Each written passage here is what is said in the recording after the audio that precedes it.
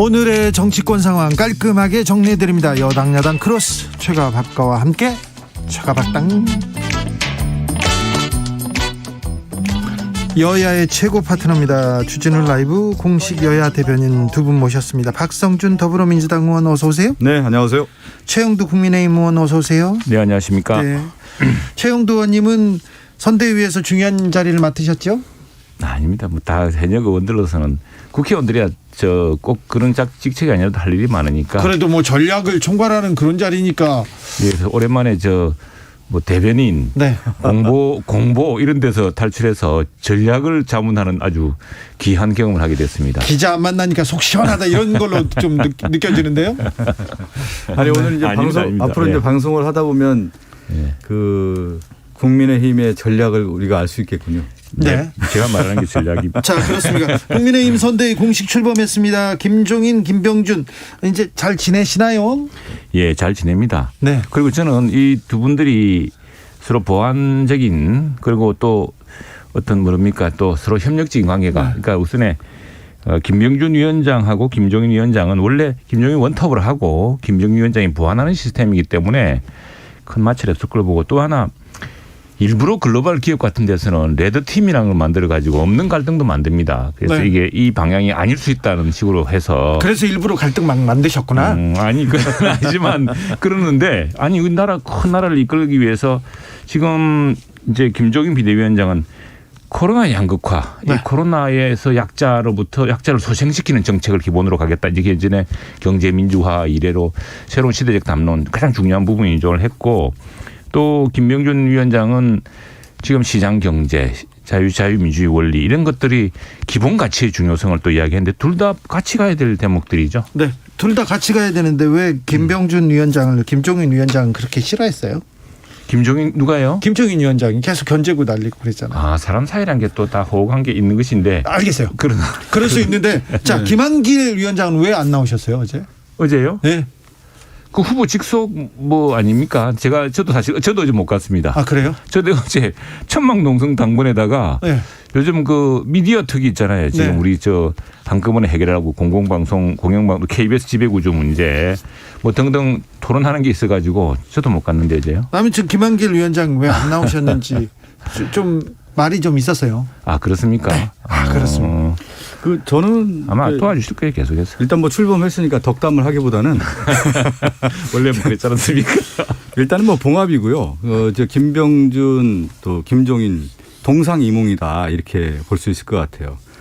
첫 번째는 정치라고 하는 것은 기본적으로 문제를 해결하는 방식에 대한 것들을 이제 내놔야 되는 건데, 김종인 위원장은 지금의 위기의 문제에 있어서 국가의 역할을 상당히 강조하는 것 같습니다. 그런데 네. 김병준 위원장은 시장을 얘기하는 거거든요. 그러니까 이 문제를 해결할 때 자유론적인 측면에서 시장을 맡길 것인지, 지금 위기를 극복하기 위해서 국가 정부 주도에서 해결을 할 것인지, 이 두 가지 노선이 이미 다른 길로 가고 있다. 그래서 동상이몽이다 이렇게 볼 수가 있을 것 같고요. 네. 두 분의 관계는 대체제인 것 같아요. 대체제, 보완제가 아니라. 실제 지난번에 제가 말씀드렸지만 윤석열 후보가 정치에 관련된 부분을 이끌어갈 수 있는 능력을 보유하지 못했기 때문에 김종인, 김병준 위원장을 통해서 자신의 정치적인 역량을 발휘하고자 이렇게 의도를 세웠지만, 실질적으로 김병준, 김종인은 실제 자기들이 하고자 하는 방향에 있어서 큰 차이가 있기 때문에 앞으로 상당히 난항이 예상된다 이렇게 김병준 정리하겠습니다. 위원장 어제 주진우 라이브에 출연하셔가지고 예. 윤석열 후보한테 자유주의자적 면모를 엿봤다 그러면서 시장경제 자유주의 계속 강조하더라고요. 예. 이게 혹시 나중에 분란을 일으키거나 그럴 가능성이 있다고 보시는 건가요, 박성준 의원께서는? 그러니까 윤석열 후보가 예전에 무슨 밀턴 프리드먼 자유론 얘기하면서 얘기했는데, 그 자체가 지금 시대 상황을 잘 모르고 있는 거예요. 그러니까 김병준 위원장도 지금 시장 가치에 대한 얘기를 하고 시장 자유론을 얘기하고 있는데, 전 세계가 이런 위기 시대에서는 정부의 역할이 매우 중요하다는 겁니다. 그래서 정부가 이런 문제를 적극적으로 해결해야 되는 시기에 와 있는 건데, 그것은 어디에서 나오는 거냐면 리더십의 또 확보에서 나오는 거거든요. 그러니까 우리가 시장론자들 경우에는 국가가 안정되고 리더가 잘 확보됐을 경우에는 시장에 맡겨서 일이 잘 돌아갈 수가 있는 건데, 지금의 문제는 뭐냐면 그냥 단순하게 시장에 맡겨서는 해결될 수 없는 문제들이 너무 많이 있다라는 거예요. 그래서 김종인 위원장은 그 얘기를 하지 않습니까? 경제를 잘 모르는 사람 같다 이런 얘기를 할 정도로 두 분의 시각이 워낙 다른 것 같고 윤석열 후보에 대해서는 김병준 위원장이 이제 그 어떻게 보면 손을 잡는 손짓의 모습이지만 거기에 대해서는 김종인 위원장이 확실하게 선을 그었다 이렇게 해석이 되는 겁니다. 어제 윤석열 후보가 대선 승리 못하면 자유민주주의 대한민국 사라진다 이렇게 말했는데 윤석열 후보가 못 이기면 자유민주주의가 사라집니까? 윤석열 후보가 말하는 자유민주주의는 뭡니까? 자, 위험하죠. 왜냐하면 우리가 올해 예산을 608조를 이제 편성을 했습니다. 예. 국가 부채는 1000조를 넘어섰습니다. 네. 이 정부 들어서 수백조가 늘어났죠. 그런데 지금 서구 각국들 주요 국가들은 이제 빚을 줄이고 있습니다. 줄이고 있는데 지금 그러니까 민간의 일자리는 자꾸 사라지고 있습니다. 36시간 그 원래 정상적인 일자리는 줄어들고 국가가 만든 억지로 예산을 퍼부어서 만든 36시간 미만 일자리만 늘어나고 있습니다. 그래서 사람들이 걱정하고 있습니다. 왜냐? 자유민주주의에 의한 시장 경제, 사람들이 공정한 룰 속에서 일을 할 수 있다는 이런 것들이 되살아나야 기업도 되살아나고 일자리도 되살아나는 겁니다. 그래서 그런 것 면에서 지금 자꾸 이런 경제적 정책이 되풀이되고 잘못된 정책이 되풀이되고 실패할 경우에 지금 뭐 돈을 수백조 들여서 한들 그것이 밑 빠진 독에 물 붓기 아니겠습니까? 그래서 이제 그런 의미에서 심각한 문제가 있고 또 하나 이제 아까 우리 뭐 프리드만 이야기도 하고 있었는데 뭐 프리드만이나 케인지안이나 이게 사실 근대 경제학에서 양축입니다. 한 축만이 이제 강조될 수 있는 건 아니고요. 다 이유가 있는 것인데 그래서 그런 것들이 더구나 이제 김병준 위원장에 대해서는 김병준 위원장은 초기에 노무현 정부의 정책의 기조를 만드신 분입니다. 나는 한미 FTA까지 이어지는 네. 굉장히 우리로서는 노무현 정부가 당시 논란이 많았지만 지금 돌이켜 생각해 보면은 굉장히 건전한 정책 기조에 있었다고 보여지는데 그때 그걸 만드신 분이 이제 김병준 정책실장이었고 때문에 그 사람이 갑자기 위험하다는 식으로 이야기를 한다면은 그것도 앞뒤가 안 맞는 이야기죠. 그러니까 윤석열 후보가 얘기하는 자유민주주의에 대한 부분을 자유민주주의가 도대체 무엇인지를 알고 철학적 기반이 있고 얘기하는지는 모르겠어요. 이 자유민주라는 것은 기본적으로 자유주의와 민주주의의 합성어라고 할 수가 있는데 근대 역사에서 경제적 자유를 확보를 했었죠. 그래서 자유권적 기본권이라고 하는 것들을 했는데 여기에는 뭐가 포함되냐 언론, 출판, 집회의 결사, 이전의 자유, 거주의 자유 이런 기본권을 확보하는 것이 자유주의의 싸움이었습니다. 그런데 이제 경제적 자유를 확대하다 보니까 부익부 빈익빈이라는 문제가 경제적인 문제가 양산됐다라는 것이죠. 그래서 이런 불공정 불평등의 문제를 해결하기 위해서 인간이 보다 나은 행복 추구권을 강화하는 것이 자유주의의 역사였단 말이죠. 그리고 또 하나가 뭐냐면 경제적 불평등에 대한 보완제로서 민주주의가 뭐냐면 정치적 평등을 보완하기 위한 민주주의, 절차적 민주주의를 만들어 왔던 겁니다. 이것이 자유민주주의 역사인데 우리나라는 자유민주주의라고 했을 때 이런 자유권적 기본권, 민주주의와 절차적 과정에 대한 것들은 세계의 표본 모델이 되고 있어요. 그렇기 때문에 윤석열 후보가 이런 한국의 정치 역사, 민주화에 관련된 부분을 제대로 인식하고 있는,지에 대한 부분을 제가 제대로 인식하고 있기 때문에 아닙니다. 그렇지가 않기 때문에 그런 얘기가 나오는 겁니다. 알겠습니다. 네. 제가 윤석열 후보는 자유주의자는 맞는데 윤석열 후보가 말하는 자유민주주의는 저도 잘 모르겠습니다. 자, 김종인 위원장이 오늘 우리 후보를 비롯해서 큰 실수만 안 하면 우리가 이긴다 이렇게 얘기했는데 우리 후보를 비롯해서 후보가 큰 실수만 안 하면 이긴다고 했는데 요거는 어떻게 받아들이셨는지요? 지금 판세가 그렇지 않습니까? 지금 뭐 정권 교체 여론이 워낙 높으니까 그러니까 우리 이건 조심하자. 우리가 정말 더 분발해야 된다는 각성에 그리고 그 주마가편에 나는 그 말이라고 생각을 합니다. 지금 제가 보니까 이게 이재명 후보와 지금 윤석열 후보 싸우는 게 아닙니다. 이재명 후보에 대한 국민적 관심 기대는 이재명 후보가 다시 이렇게 하겠지만 굉장히 국민적 분노와 전망이 크기 때문에 그런데 문제는 뭐냐면 그렇다면 윤석열 후보는 그리고 국민의힘은 이 지난 5년 동안 느낀 절망과 분노를 채워줄 수 있느냐, 새로운 힘을 만들어줄 수 있느냐에 대한 또 꽉 찬 무슨 그 대안을 지금 못 내놓고 있는 상황이거든요. 네. 그렇기 때문에 이 지금 김종인 위원장의 말씀은 우리가 더욱 분발하고 더욱 잘해야 되고 더욱 기대를 채울 수 있는 내실을 가져야 된다. 그냥 정권 교체하고 그냥 이렇게 옛날에 했던 대로 똑같이 되풀이해서 또 하고 그렇게 하면 나라로 떨어집니다. 그렇죠. 이제는. 정권 교체만 지금껏 얘기했고 반문만 얘기했는데 좀 한번 해석할 필요가 있는데요. 네.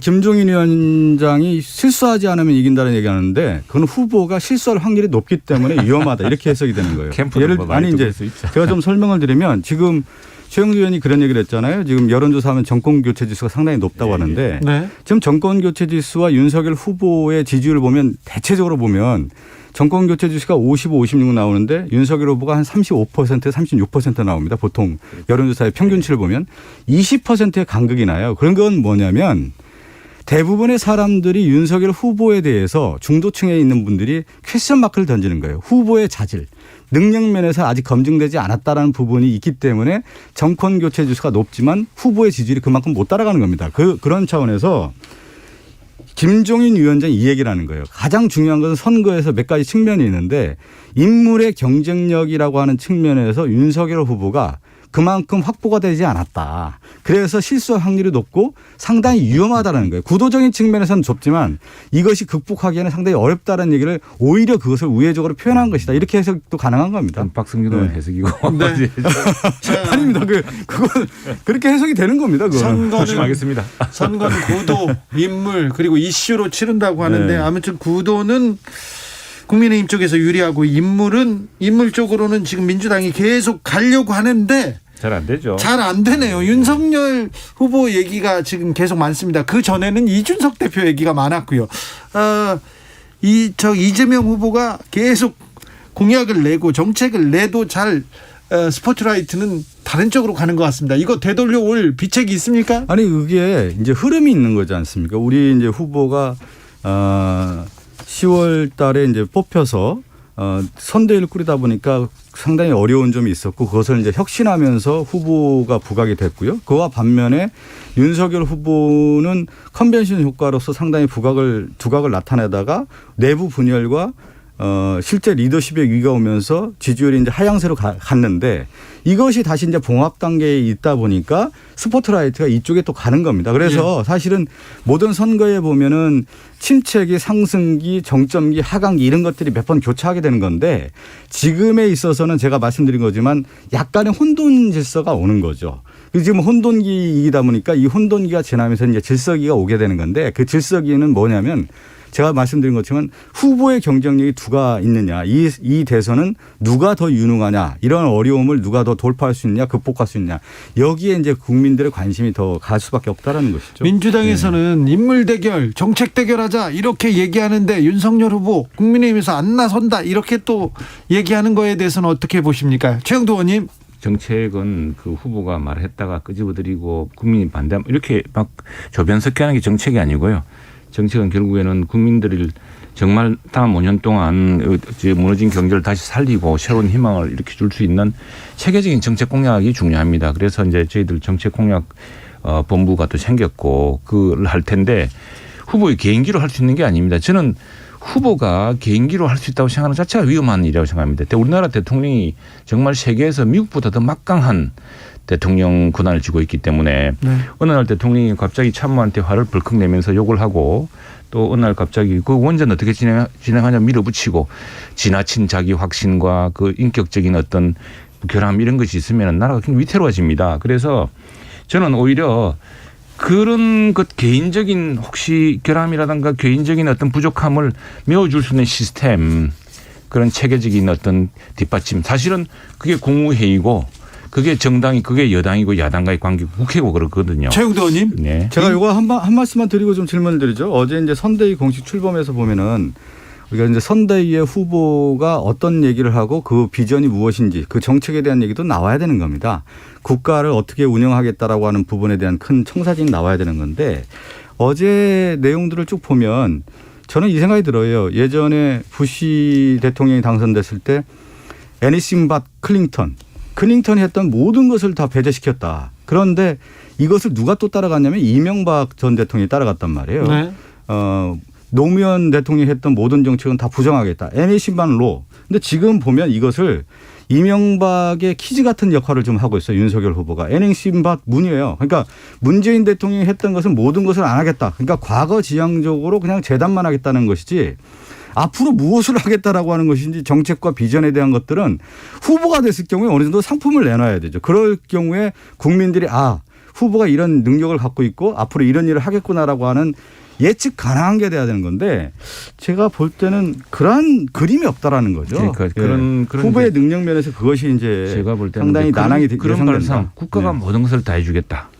대통령이 모든 것을 다 해주겠다. 그럴 전지전능한 사람이 없습니다. 대한민국이 이미 세계 7대 국가입니다. 그 인구 5천만에 국민소득 1인당 3만 불 넘는 이런 나라를 운영하기는 굉장히 복잡합니다. 외교 환경도 복잡하고 아주 한 팀으로 지금 국무위원들, 국무회의 이렇게 운영돼야 되는 것인데 지금 뭐 그냥 대장동에서 갑자기 큰 이유를 초과 이익을 민간업자에게 주본 경험 또는 뭐 경기도에서 풍성풍성한 지방 재원 가지고서 다른 도시 다른 시도에서는 할 수 없는 그런 뭐 기본 재난금이 나눠주본 경험으로 가지고 대한민국을 다 이끌어 가겠다 생각하는 것 자체가 저는 굉장히 위험하다 생각하고요.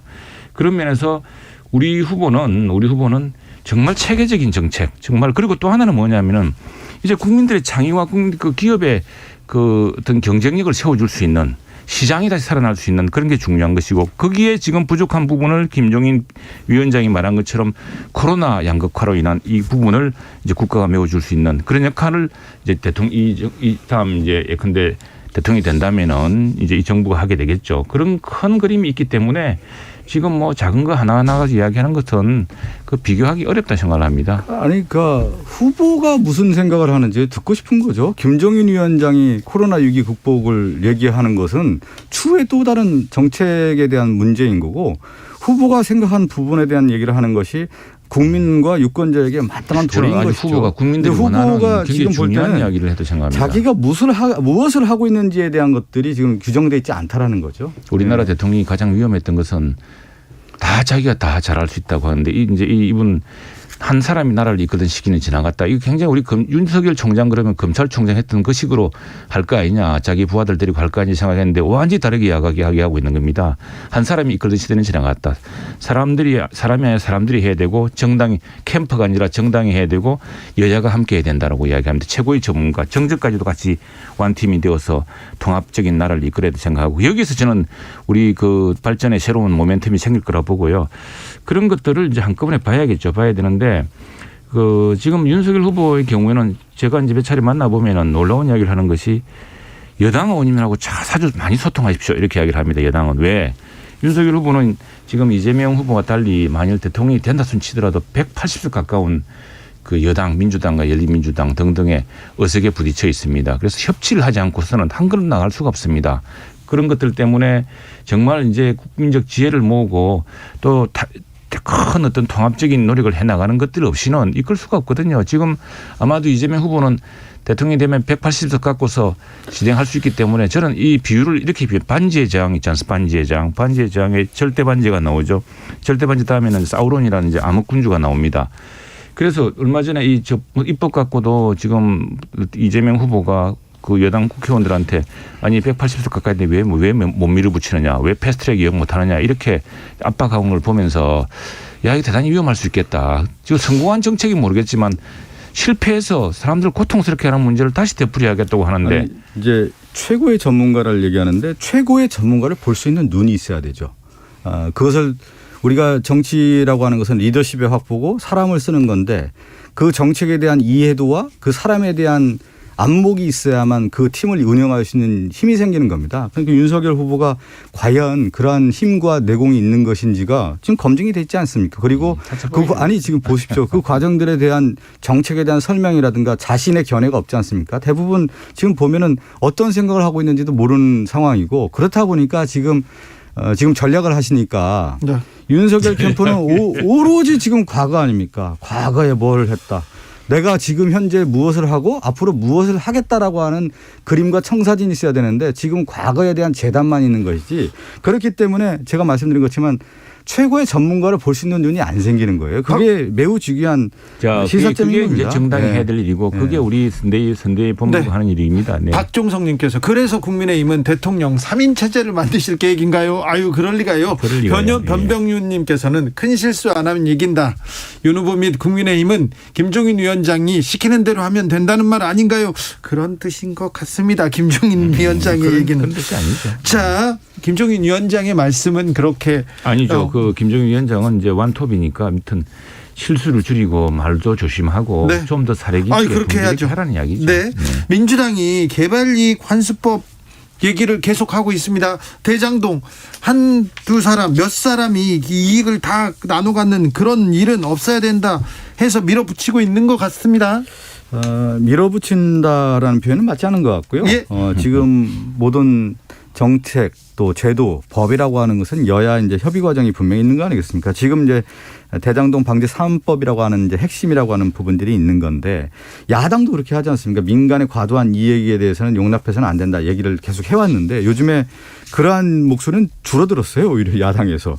그래서 지금 여당 입장에서는 민간 과도한 이익을 포함해서 이제 불로소득 같은 경우는 국민에게 돌려주겠다라고 하는 것이 이제 개발이익 환수법인데 지금 이런 문제 아니겠습니까? 개발 이익에 따라서 땅값이 오른단 말이죠. 네. 땅값이 올랐는데 이것이 다 민간 개발의 자업자들에게만 돌아가더라는 거예요. 이것을 그동안에도 이 문제를 이제 해결하기 위한 여러 노력들이 있었는데 이제 제대로 된 어떤 제도를 통해서 개발 이익의 일정 부분을 환수를 해서 사회적으로 좀 배분하겠다. 이것이 개발 이익 환수 제도이기 때문에 이걸 추진하겠다는 거고요. 지금 여야의 이제 협의를 통해서 충분하게 이 법안에 대한 검토는 있을 것으로 국민의힘은 봅니다. 어떻습니까? 네, 그 기본 누가 반대하겠습니까? 그건 해야 되는데 문제는 이제 뭐냐면은 그리고 지금 두 개의 법안은 지금 협의되어 진행하고 있습니다. 네. 근데 문제가 뭐냐면 당일날 갑자기 국토위에 국회에서 그렇게 법을 진행하는 법은 없습니다. 그래서 지난 임대차 3법에 실패해서 보지 않았습니까? 우리가 그렇게 걱정하고 반대하고 했는데 기어코 밀어붙여가지고 결국 어떻게 됐습니까? 그래서 이제 상임위 정상 절차를 좀 존중해야 될 그런 점도 있고요. 또 하나는 자 대장동 사건이 개발 이익 환수법이 없어서 된 줄 아십니까? 개발이익 환수법 있습니다. 지금도 원래는 그게 50% 이상에다가 다시 2% 줄여다 지금 다시 올리겠다는 거거든요. 그거는 그대로 하되 문제는 뭐냐면은 성남도시개발공사가 그렇게 초과 이익에 대해서 환수하도록 하자고 했는데도 시장과 시장 접근을 무시했던데 이 사태의 본질이 있는 것입니다. 그래서 특검을 해야 되고 그래서 감사원이 감사를 해야 되는 겁니다. 특검해야 된다고 하지 않습니까? 뭐 지금 후보님께서는 특검과 관련된 얘기를 했고요. 또 이 대장동의 근본적 이유가 부산저축은행에 관련된 이 대출 비리 의혹에 대한 수사가 제대로 미진했다라는 거예요. 거기에서 악의 씨앗이 싹텄기 때문에 그 부분도 이제 포함을 해서 특검과 관련된 부분을 같이 논의를 하자라고 하는 것이 또 민당의 입장입니다. 부산대출은행 자꾸 이야기하지 마세요. 문재인 대통령이 부산 법무부인 부산에서 다 변호했던 사건입니다. 아니 그거 정정당당하게 받아주겠다고 얘기하면 되는 거 아니겠어요? 야당이 왜 우리 보고 특검하라고 얘기하다 요즘에 야당에서 특검 조금 쏙 들어왔어요 지금 요즘에. 방송이 너무 많소. 자, 짧게 물어보겠습니다. 물어보고 싶은 게 많아서. 금태섭 전 민주당 의원 국민의힘 선대위에 합류했습니다. 했습니까? 네. 그래요? 민주당에서는 어떻게 보고 계세요? 그러니까 정치라고 하는 것은 1+1이 2가 안 되는 경우가 많아요. 그러니까 뭐냐면 우리가 생각한 것만큼 이 사람을 영입을 해서 파일을 키우면 2가 될 것이다 이렇게 생각을 하는데 우리가 그렇지 않은 경우가 많습니다. 그러면 과연 이제 금태섭 전 의원이 김종인 위원장과 가깝지 않습니까? 네. 그래서 반문연대라고 하는 큰 그림을 이제 그렸고 김한길 위원장도 이제 같이 영입을 하지 않았습니까? 네. 그런데 지금 뭡니까? 반문연대 자체가 흔들리고 있는 거잖아요. 지금 김한길 위원장이 과연 그 역할을 할 수 있겠느냐에 대한 부분부터 해서 과연 반문연대만이 국민의힘의 전략이 방향이 맞는 것인지는 저는 잘 모르겠습니다. 결국은 국민의 마음을 사로잡는 것은 이분들이 삶이 어떻고 어떤 과정을 거쳐왔고 그다음에 이 사람이 무엇을 할 것인지에 대한 정확한 그림이 나와야 되는 건데 그 자체가 저는 좀 흐릿하다. 정치가 어떤 선명성의 면에서는 좀 그것이 맞는지는 모르겠습니다. 그런데서 전 의원이 국민의힘에 들어가서 어떤 역할을 할지는 좀 지켜봐야 되겠죠. 그래서 저는 뭐 금태섭 의원이 사실은 금태섭 의원이 뭐 그냥 무슨 누구는 나쁘게 이야기하던데 그분이 나오고 싶어서 나왔습니까? 찍어 누르가 나온 거 아닙니까? 금태섭 의원도 한 사람의 헌법기관으로서 이 국정이 운영되는 데 대해서 특히 이제 당시에 뭐 검찰개혁 한답시고 했던 그런 문제에 대해서 조심스러운 의견을 이야기했던 걸 가지고 용납하지 않고서 쫓아낸 거 아닙니까? 찍어 눌러가지고. 그리고 이번에 기본소득 이야기하는 이른바 그 보편복지수사의 이상희 교수 같은 분도 당원권 정지시키지 않았습니까? 이런 어떤 좀 아주 좀 무서운 당내 분위기 이런 것들이 오히려 민주당이 반성해야 될 것 같고 제가 볼 때는 좋습니다. 저는 지금 우리가 수록 집권하더라도 이 여당 이 의석 구조로 참 힘듭니다. 그래서 저희들은 민주당에서 굉장히 합리적이고 중도적인 우리 박성준 의원님을 비롯해서 많은 분들과 많이 토론해서 국정을 함께 좀 이끌었으면 좋겠습니다. 정치는 저는 크게 그런 점에서 이제 많은 두 가지 분들을 측면에서 좀 바라보고 싶어요. 하나가 뭐냐면 후보의 어떤 스타 플레이어들이 분명히 있는 거죠. 그 다음에 하나가 뭐냐면 세트 플레이가 분명히 있는 건데, 금태섭 전 의원은 제가 뭐 잘 모르는 분이에요, 사실은. 그런데 이제 전에 이제 민주당의 어떤 모습을 볼 때 민주당의 어떤 당론이라든가 전체적인 방향이 있지 않습니까? 개인의 어떤 스타 플레이 정신이 좀 강했던 것 같아요, 제가 볼 때. 그런 측면에서 이제 금태섭 전 의원이 국민의힘에 가서 또 스타 플레이어로서 역할을 한다고 하면은 그것이 제가 얘기한 것처럼 1+1이 2가 안 될 가능성도 분명히 있는 거기 때문에 네. 한번 지켜보시죠. 뭐. 0290님께서 예. 김건희 씨는 언제 공개 일정을 하나요? 전략적으로 보면 언제쯤 하는 게 낫습니까?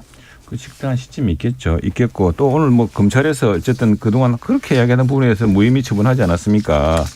이제 그 아마도 제가 지난번 국정감사 때 민주당하고 열린민주당에서 이분을 갖다가 그냥 완전히 그냥 집중 공격을 했거든요. 그래서 당시 예술의 전당이나 또 문화 관련 기관에서 특혜를 준 거 아니냐 이렇게 이야기를 했는데 그때 그 기관장들 답변이 그렇게 할 수가 없습니다. 시장에서 다 경쟁 관계이기 때문에 할 수가 없고 그 나름대로 이제 그 성공적인 흥행에 성공을 하는 이런 그 인물이었다는 거죠. 그런 것들이 있기 때문에 아마 우리 뜻밖의 또 이 배우자들 중에서 뜻밖의 배우자의 모습을 발견할지도 모르겠습니다. 공직자의 아내와 장모는 그 공직자가 잘 되도록 지원해주고 그렇죠. 수신해야 되는 겁니다. 그런데 윤석열 후보의 당시 검사 시절에 그 아내와 장모는 그렇지가 못한 것이 지금 핵심이라고 봐야 되는 겁니다. 지금 그렇게 민주당에서 이야기하고 지난해 뒤졌는데 오늘 무혐의 처분 나오지 않았습니까? 그러니까 뭐냐면 김건희 지금 무혐의 처분과는 지금 뭐 검찰에서 그렇게 했다고 하지만 실제 김건희 씨와 관련된 주가 조작이라든가 지금 협찬 의혹에 대한 부분들이 계속 나왔고 이것이 언제 나왔었냐면 실제 검사 시절에 있었던 일 아닙니까? 윤석열 후보가. 그리고 이것이 수사가 안 됐던 게 뭐냐면 검찰총장이나 중앙지검장 이런 있을 때 안 되다가 지금 이제 수사가 나와서 주가 조작 같은 경우에는 다 들고 또 틀고 하지 않습니까? 주가 조작 관련된 부분은 이제 다 그 관계자들이 다 구속되지 않았습니까? 아이고 네. 참. 최가박당 그냥 웃고 끝나겠습니다. 박성준, 최영두, 박성준 두 분 감사합니다. 다음 주에는 우리가 김건희 씨 얘기 안 해도 되겠죠? 아 그럼요. 그럴까요? 아니 계속 나오겠죠. 왜 그러냐면 그 공당의 민주당이 가만히 후보의 있겠습니까? 계속 하겠지만 이제 계속 나올 수밖에 없는 그러나 이제 국면이 되겠죠. 자꾸 이제 없는 이야기들은 두 분 감사합니다. 저는 6시에 2부에서 찾아뵙겠습니다. 감사합니다.